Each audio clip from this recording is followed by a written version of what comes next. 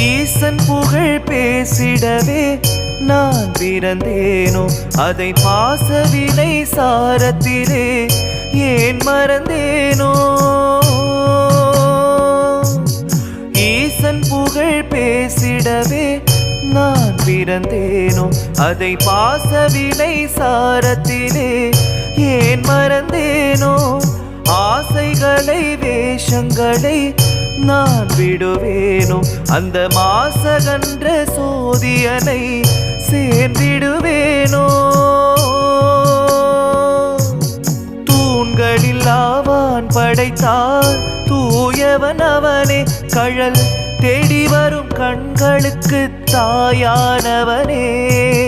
தூண்களில் ஆவான் படைத்தார் தூயவன் அவனே, கடல் தேடி வரும் கண்களுக்கு தாயானவனே.